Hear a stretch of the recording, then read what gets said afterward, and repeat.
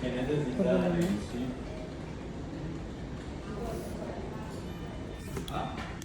Pues bueno, o sea, en la próxima empezaría con ventilación mecánica no invasiva. Es la primera opción. Si el paciente está en condiciones. ¿Sí? Ujú.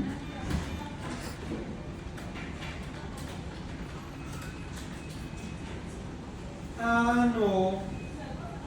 Pues porque si le llegó casi en paro, ya no da tiempo. Sí, ya. En cambio acá Claro, la de no hay tan buena evidencia. Acá es como canal nasal de alto flujo. Brito. ¿Cómo lo pusieron? Ana. Vamos a limpiar un poco. Con precaución.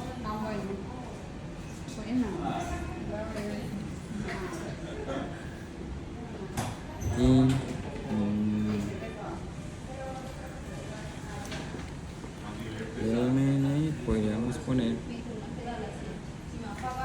digamos que no está contraindicada.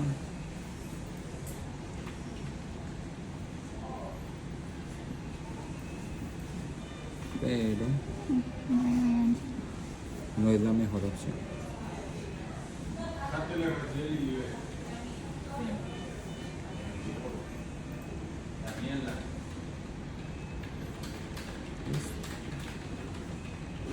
¿Qué más? El EPO con ventilación mecánica invasiva. Si esto falla y nos toca intubarlo, lo mismo que acá, ¿qué hacemos? Ventilar por volumen. Pues a ver, que en un EPO yo lo que necesito es como tapar eso, monitorizando la frecuencia respiratoria, pues programando frecuencia Entonces vamos respiratoria. parámetro por parámetro. ¿Cómo programamos? Volumen corriente. De 6 a 8.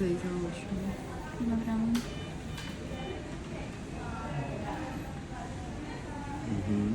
Frecuencia respiratoria. 14 veces. ¿Cuánto? Porque como 16 en es más. él tienen que tener frecuencia respiratoria baja después de una de 14. De 2 a 14. ¿Qué más? Pues el flujo. El trigger. No flujo pues. ¿Flujo en cuánto?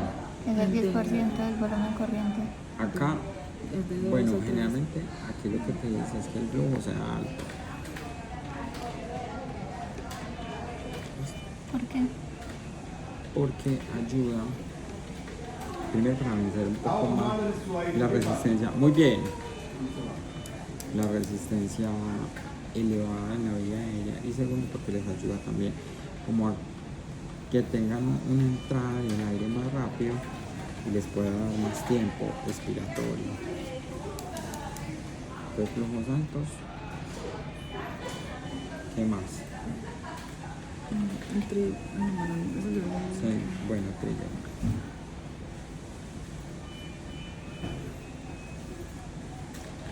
Lo mismo, ya sabemos que si es por flujo, 2 a 3 litros de por minuto. 2 A 3 litros por minuto. y si es por presión, De menos 1 a menos 2.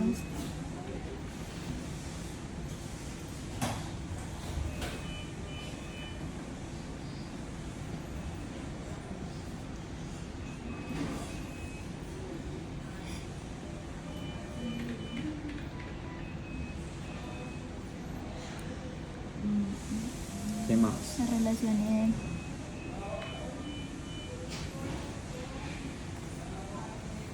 Colocarlo con más por ahí 1, 2 o 1, 3. 4. Generalmente en estos pacientes tratamos de favorecer relaciones Y prolongadas, entonces 1, 3 o 1, 4. 1, 4. Y si fuera tiempo inspiratorio, Debe ser 0.91. se puede Entonces, empezar, por corto. ejemplo, con un tiempo inspiratorio de 0.8 o 0.9.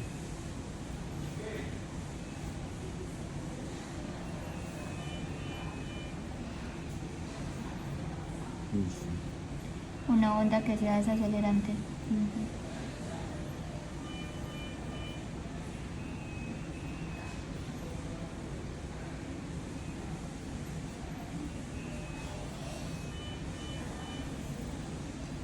¿Qué más?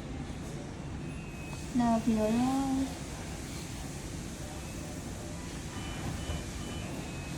la pi, ¿Cuánto es Dios?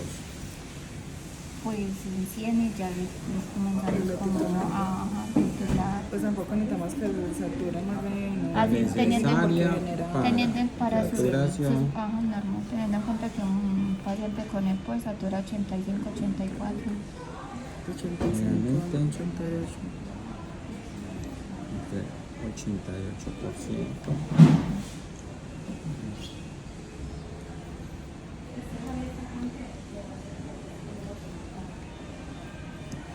Si es poco 2,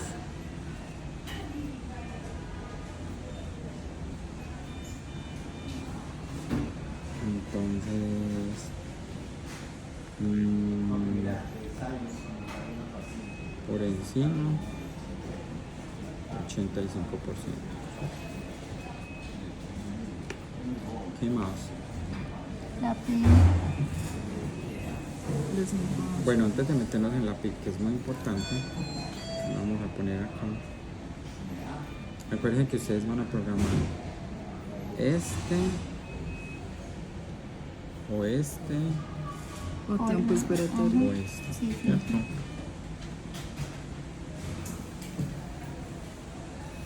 No los tres al mismo tiempo, que es un No, error se que puede estuvieron uno. cometiendo ahí en lo del voluntad. A veces ponían como uno o dos, usted programa o este si el ventilador lo deja, o programa este o programa este. El que el ventilador le dé la opción, no los tres al mismo tiempo. Usted puede conocer las tres cosas, ¿sí? Porque yo programo esto, entonces el ventilador me muestra en cuánto queda la relación y en cuánto me queda el tiempo. Programo tiempo, entonces me muestra cuánto queda esto, este programa relación, entonces muestra cuánto queda esto y esto, ¿cierto? Pero programo uno, monitorizo los otros dos. ¿Listo? Depende de la opción que me dé el ventilador. Algunos solamente te dan una opción y otros te dejan escoger, vea, usted escoja esto si quiere, o esto, o esto. Dependiendo pues como de la tecnología que tenga el ventilador.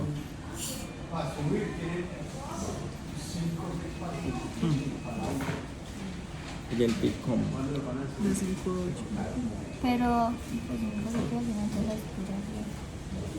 No debe ser como el rica porque, o sea, porque Necesitamos para un tiempo reclutar, expiratorio. para ayudar como a reclutar esos alrededores, a que haya un intercambio gaseoso.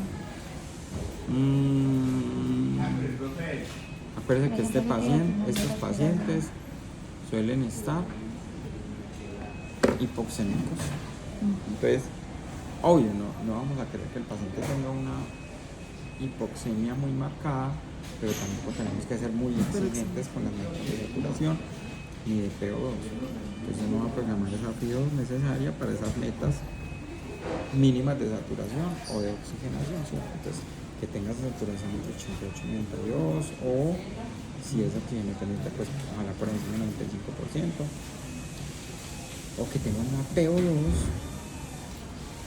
ojalá por encima del 60%, de 60 milímetros de mercurio en los gases. No es como que yo necesito que este paciente con EPO tenga una PO2 de 80. Pues digamos los niveles de PO2 mínimos para que la hipoxemia no le haga mucho daño, y obviamente procurando que no tenga niveles de FIO2 muy altos. Entonces es otra cosa que uno tiene que mirar. Estoy logrando la meta de PO2 de 60, pero ¿cómo?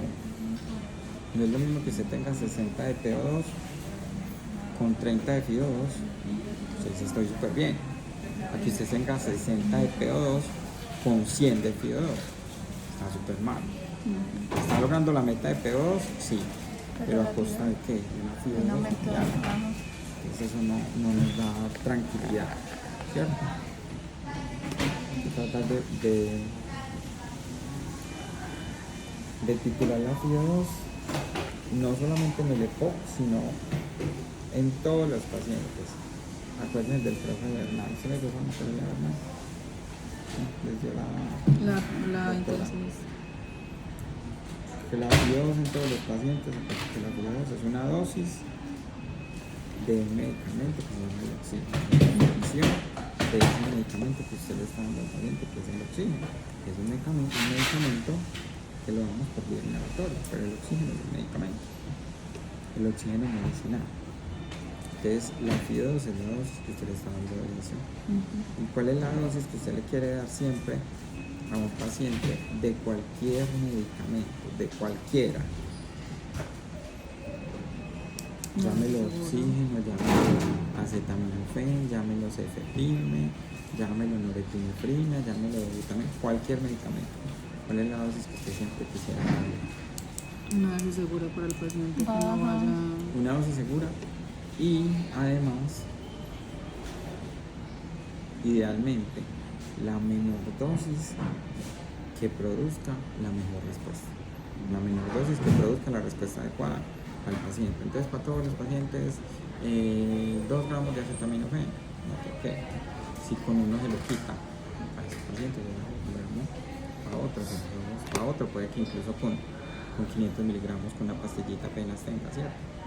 Entonces, la menor dosis que produzca el efecto terapéutico deseado. Con la FIO2 y con cualquier medicamento. Y la PIP en estos pacientes es muy interesante, en todos, pero en ellos cómo vamos a programarlo.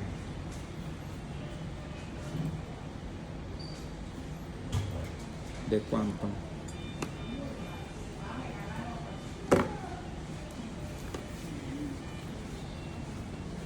Puede ser de 5 a 8, como ustedes están diciendo, ¿cierto? Pues como inicial, mientras me llega el paciente, ya cuando yo lo tengo acá, ya JPG, que trae mucho. Ya lo titulamos de otra forma. ¿Qué viene? Me voy y trabajé mucho. ¿Usted cuándo no trabaja? Así que no me vas a dejar mi chuzo prendido. Entonces, ¿cómo más?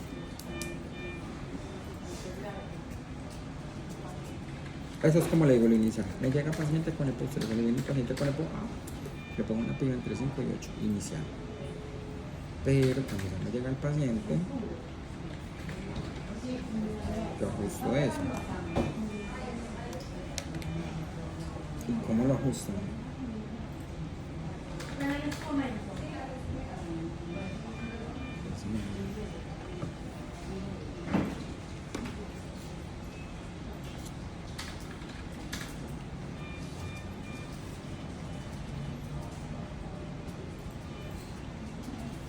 Profe, eso no se hace de acuerdo también como PIB y FIO2 como se hacen. Acuérdense del paciente del 12 de Capri.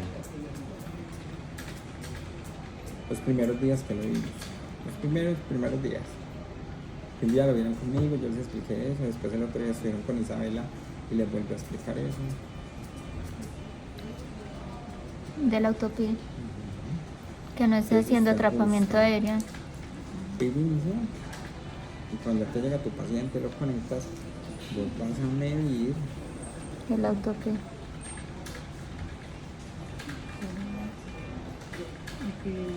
El PIB el PIB intrínseco menos o el autopib menos y el vamos PIB. a ajustar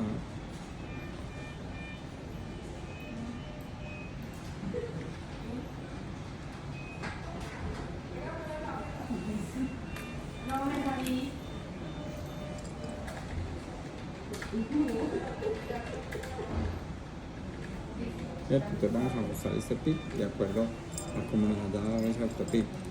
¿Y cómo se hace eso? El PIB intrínseco menos el PIB inicial.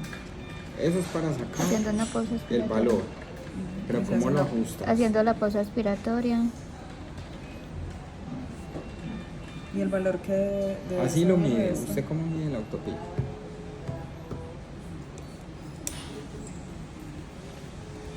¿Cómo así? Sí, ¿Usted cómo hace para saber que su paciente con EPOC tiene autopib? Porque la línea base se mueve hacia arriba. Pero ¿cómo?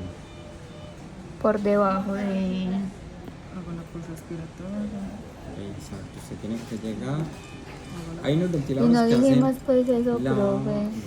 Nosotras dijimos haciendo la hay pausa unos aspiratoria. ventiladores que hacen la medición automática, dependiendo de la tecnología. Ellos sí te muestran autopip tanto, o te muestran pip intrínseca tanto, la van haciendo como automática.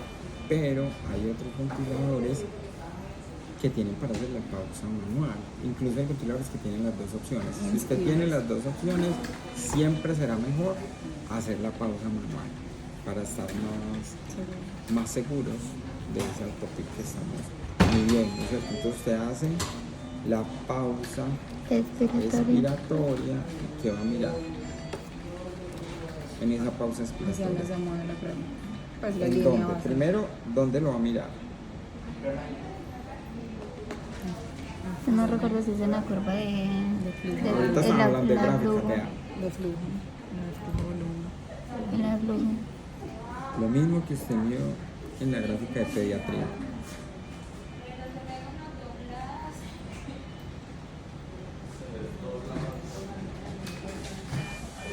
Con la presión. En la gráfica de flujo usted mira otra cosa. ¿Qué es el PIB? La presión positiva al final de la aspiración. Es presión positiva. En la al curva de final presión. expiración. En la curva de presión, porque es una El presión. autopip es un reflejo de esa PIB Sí. aumentada, ¿cierto? Entonces, como es una gráfica, es una presión, En la curva usted de no va a mirar presión. la presión en la gráfica de flujo. Ajá. Que la gráfica de flujo va a mirar la velocidad en la que está entrando el volumen. Yo en esa gráfica de flujo no puedo mirar presiones. Yo tengo que mirar en la gráfica de presión tiempo. Entonces, ubico la gráfica de presión tiempo, hago la pausa expiratoria, una pausa expiratoria larguita, ojalá de 6 a 8 segundos si el paciente lo tolera. Habrá algunos que necesitan un poquito más. ¿Y qué vemos cuando hacemos eso? Se ve la... Por línea debajo de base. la línea se ve... O sea, se alcanza a ver como la curva más... No, porque si es hacia abajo sería una fuga. Por Y eso. hacia arriba es autopip.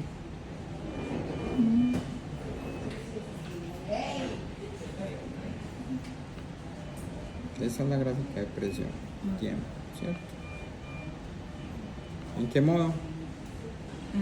Por volumen. ¿Y por qué sabemos que es volumen? Por la aleta de tiburón. Porque la gráfica de presión Así una letra de tiene Es forma de cuadrada. aleta de tiburón. No viene y no quema. ¿Se acuerdan que si fuera presión, la Sería más gráfica sería cuadrada. Ajá. Y miren que así normalmente sería la gráfica. Usted hizo la pausa expiratoria y miró aquí en la expiración, después de haber hecho la pausa, que hay un punto en el cual la gráfica sube.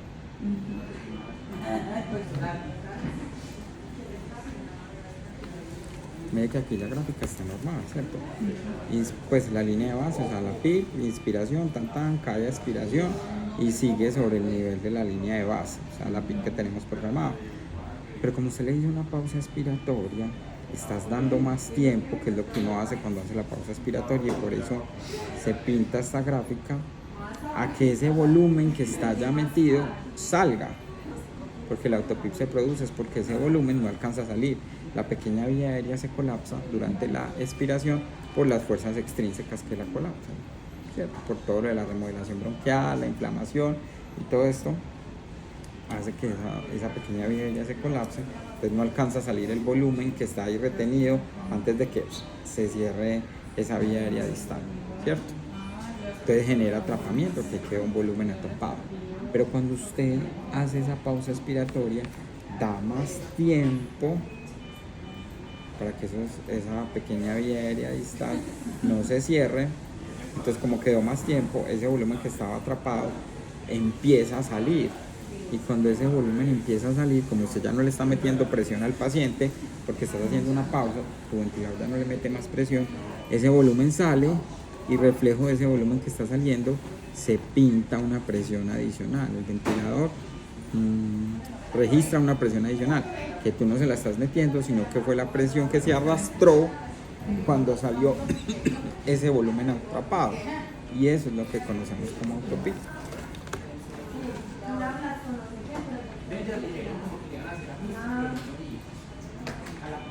Entonces acuérdense que el autopip ustedes lo miden es acá. ¿Listo? No en esta partecita, sino cuando se hace la montañita. Si usted hizo la pausa de 6 segundos o de 8 segundos, en fin, y supongamos que la gráfica siguió plana todo el tiempo, no se hizo esta montañita, su paciente no tiene autopic. Pero si usted la hace y en algún momento se pintó la montañita, ahí es donde lo van a medir. Recuerden que usualmente acá les mide es el pic total, y ustedes a ese pic total le van a sacar el extrínseco y el autopic. Cuando ya tenemos ese autopic, ¿qué vamos a hacer? Mejorarlo, ya sea disminuyendo la frecuencia respiratoria o mejorando la relación IE. Sí, hay varias estrategias para corregir El ese autopic. autopic. Entonces mire que nosotros dijimos acá que medir, listo, ya lo medimos y lo ajustamos de acuerdo a esto. Entonces, ¿cómo lo ajustamos? Listo, frecuencia respiratoria. Ok, ¿qué más? Aumentando el tiempo expiratorio en la relación IE. El tiempo es. Expiratorio. Pero usted no puede aumentar el tiempo expiratorio directamente. Recuerde que el ventilador a usted le deja modificar tiempo INS y le muestra el tiempo ES. Y si yo quiero modificar el tiempo ES, entonces ¿qué hago? Perdón, yo hago una intervención. Hay ventiladores que sí lo permiten. Nosotros no tenemos ¿Qué está hablando de hay él? ventiladores que no permiten de modificar la relación. Ah, no, la relación sí, pero el tiempo es directamente, no, se modifica el INS y de acuerdo a cómo modifique el INS, el ventilador te muestra cómo queda el ES, Bueno, ya dio la pero respuesta. no lo puedes modificar directamente. Pero ya Entonces, si usted quiere modificar el ES, ¿qué hace? modificar el INS. ¿En qué sentido? Lo pongo más corto para que el largo Lo les... disminuye. Ah, Recuerden para... que ellos son contrarios. Sí. Entonces, si usted acorta uno, el otro se alarga. ¿Cierto? Y aquí lo que nosotros queremos Es eso. alargar el respiratorio, entonces Recuerde que desde el acortaría principio el tiempo dijimos acá expiratorio. estrategias de vaciado.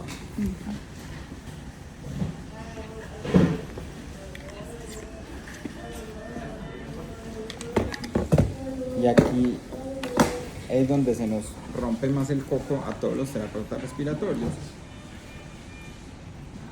Y si yo ya hice eso, disminuir la frecuencia, disminuir los tiempos,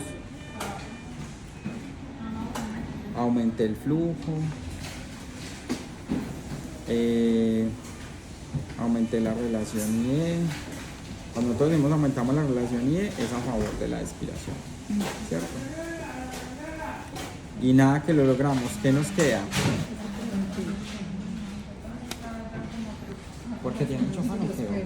No, para saber si lo espero. Si la Cris llegó. Ah, no, entonces váyase. Sí, hágale. Chao. Ahora hablamos, Chao, todo profe, bien, chao. Muchas gracias al excelente equipo de rehabilitación por su apoyo integral.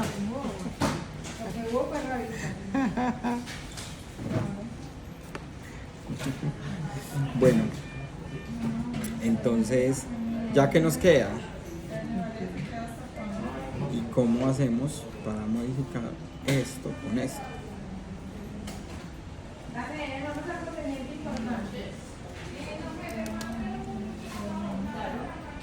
Y por acá le dice,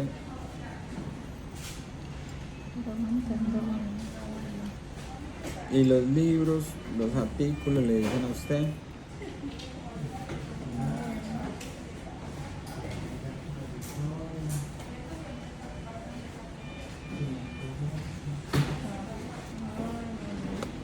¿sí o no? Corrija el autopic con entre el 75 al 85%. Entonces, ¿qué hace?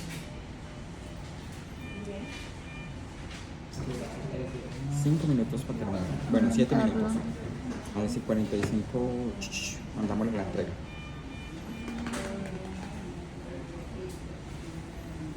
Algunos dicen que entre el 70 y el 85%, otros dicen que entre el 75 y el 85%. No hay lío. Uno generalmente corrige promedio el 80%. Porque es más fácil sacar el 80% que el 75 o el 85. Muchas veces usted le saca el 75, por ejemplo, o el 85 y te da como un entero con un decimal. En cambio, muchas veces cuando sacas el 80 te da un número entero. ¿Sí? Pues es más fácil aproximar. Entonces, Y lo que ¿cómo? me el autoestima del PIB que lo programó. Bueno, esto lo van a leer bien y lo van a analizar y van a sacar sus conclusiones. ¿Por qué? Porque con respecto a este punto nos vamos a estar aquí hablando hasta la medianoche y no vamos a terminar. Hay diferentes interpretaciones en la literatura de esta forma de corregir el autopip. Usted llega y lee, sí, corrige entre el 75 y el 85%. ¿Cómo? Entonces muchos autores, algunos no explican, otros dicen haga esto, otros haga esto y otros dicen si solo si es necesario. Miren que por eso los puse acá de última opción. Uno primero intenta hacer estas cosas, esto. No funcionó, entonces ya me voy al PIP, combato el autopip con PIP. Pero usualmente primero trato de modificar las otras estrategias que tengo. Si eso no surge efecto o no surge el efecto deseado, esperado, entonces ya me tengo que ir. Es como el último cartucho que me voy a gastar. Pero yo no me voy a poner, por ejemplo, a corregirle un autopip a un paciente que tiene una frecuencia respiratoria de 20. Entonces llego y le modifico el PIP si no he modificado primero la frecuencia. No voy a asegurarme que eso sí va a funcionar si tengo el paciente todavía con una frecuencia muy alta y es muy pocoso, entonces tengo unos tiempos expiratorios cortísimos. Tengo que ajustar primero esas otras cositas y si no, entonces ya me voy a esta herramienta. Esa la van a leer porque hay diferentes puntos de vista de varios autores y aplica para ambos. Ahora, cuando lean esto, en este paciente también se van a encontrar un concepto un poquito interesante, que es la ventilación del paciente asmático y EPOC es muy parecida. ¿Qué puntos hay como diferenciales? Sobre todo en este primer punto, en este primer abordaje. Entonces, miren que aquí hay amplia recomendación de la literatura para tener a los pacientes epocosos en ventilación mecánica no invasiva, lo más que se pueda, tratar de no intubarlos, o sea, obviamente sin intubarlos si es necesario, ¿cierto? Pero si uno ve que todavía hay chance de, por ejemplo, vamos a intubar a esa señora del 10 ya, todavía hay mucho chance de darle la oportunidad. Si vemos que no ha mejorado, que ya lleva mucho tiempo, no está surgiendo el efecto deseado, o de una vemos que empieza a empeorar, pues claro, hay que intubarla, pero todavía tenemos margen de seguirla manejando con la invasiva. Si toca intubarla, entonces ya nosotros seguimos en el algoritmo de aquí para abajo. En el asmático, entonces recuerden que dependiendo de esto, si el paciente tiene una falla puramente hipoxémica, que suele ser como lo que se presenta generalmente en los pacientes asmáticos al principio, porque ya después cuando la falla empieza a empeorar, ellos ya se ponen más hipercámicos, entonces ya considera, ¿será que le hago terapia mixta o de entrada no invasiva? Claro que ahí es para uno considerarlo muy bien, porque usualmente los pacientes asmáticos, aunque son obstructivos, diferente a los pacientes con EPOC, ellos no suelen ser retenedores de CO2. Entonces el epocoso de entrada te puede debutar con una falla mixta, hipoxémica hipercámnica o hipercámnica, y el asmático generalmente te debuta de entrada con falla hipoxémica.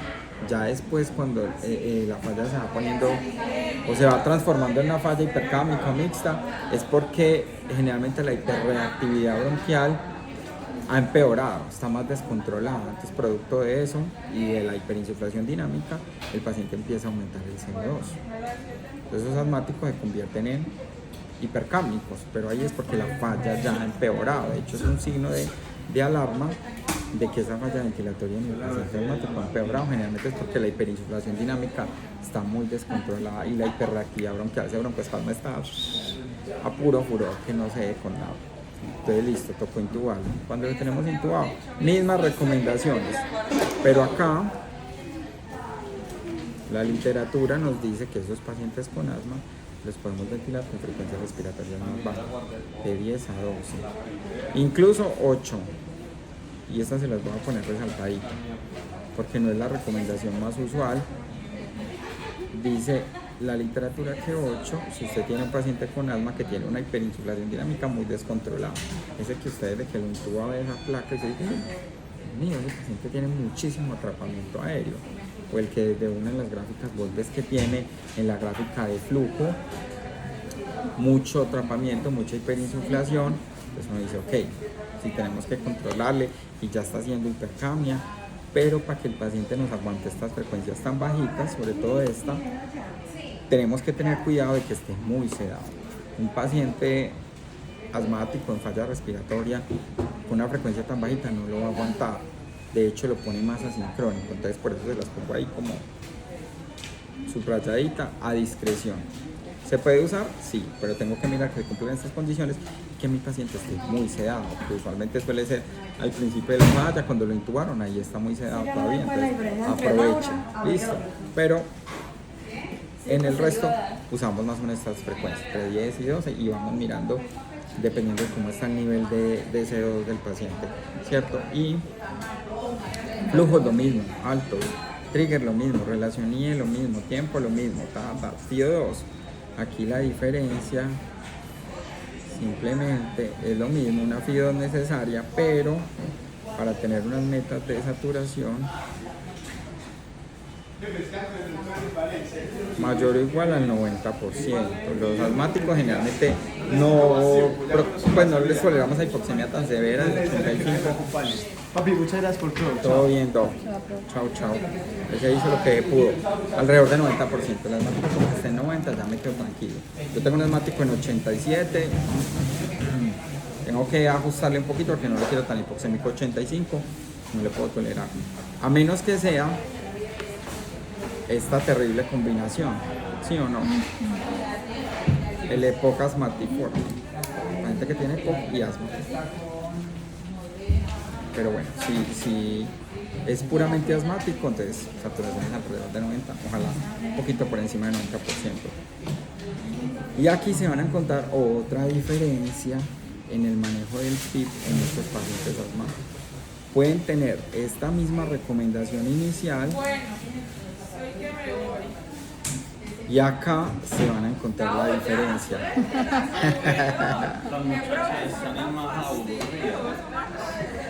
No quieren pues el 5, vea.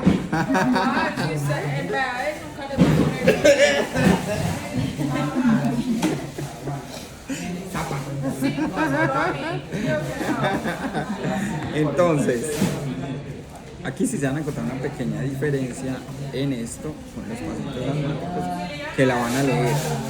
O sea, la literatura les dice también, haga esto, haga esto, haga esto, haga esto. Y esto. Pero adicionalmente te pone otra alternativa en el paciente asmático. Y es una cosa que se llama PIB de 0. O también en la literatura aparece como Z-PIB. Pues por el término en inglés que es 0, pues, Z en inglés. Entonces ustedes van a leer porque entonces en los asmáticos recomiendan esto. Se puede hacer esta estrategia igual, pero también te dice, hay una corriente de la literatura que dice, mira, es que si tenés un asmático de esos horribles, una crisis asmática casi fatal, entonces, y la hiperinsuflación está súper descontrolada, ok, puedes acudir a la herramienta de PIB de 0, que no es lo más frecuente, tiene sus pros y sus contras, y ahí a veces hay encontrones entre la forma en la que entiende el terapeuta y el intendista. Por ejemplo, el Camacho y yo vivimos agarrados por esto. En fin, pero vamos a encontrar como estas diferencias. De resto, esto es muy parecido. El volumen es igual, la frecuencia es igual, la FIO2, la onda de flujo, el trigger. Eso es ventilación asmática y el EPOC. Acuérdense que estos se exacerban o se descompensan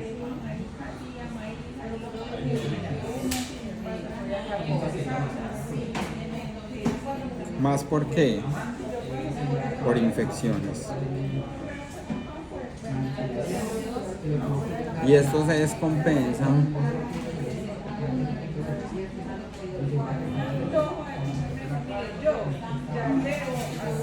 también por infección o alergenos.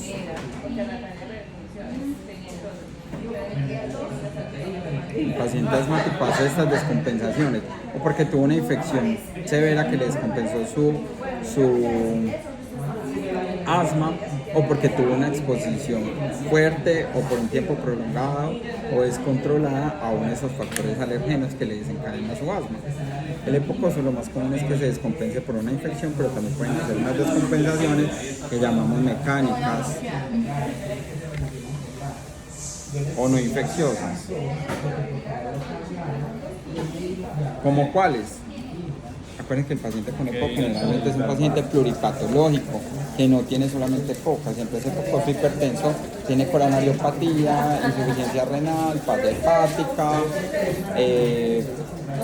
tiene muchas patologías. Entonces muchas veces la descompensación del EPOC a veces no sucede propiamente por una causa infecciosa, por una neumonía. A veces el paciente con EPOC, y lo vemos muy frecuentemente en muchos de estos de no invasiva, se le descompensa por la falla cardíaca. Entonces se le descompensa la falla cardíaca al abuelo y entonces esa falla cardíaca descompensa el EPOC. Entonces a eso lo llamamos una exacerbación no infecciosa. Es una causa mecánica o lo típico que pasa mucho en hospitalización, no lo ve todo el tiempo. El viejito epocoso que termina hospitalizado porque no usa el oxígeno en la casa.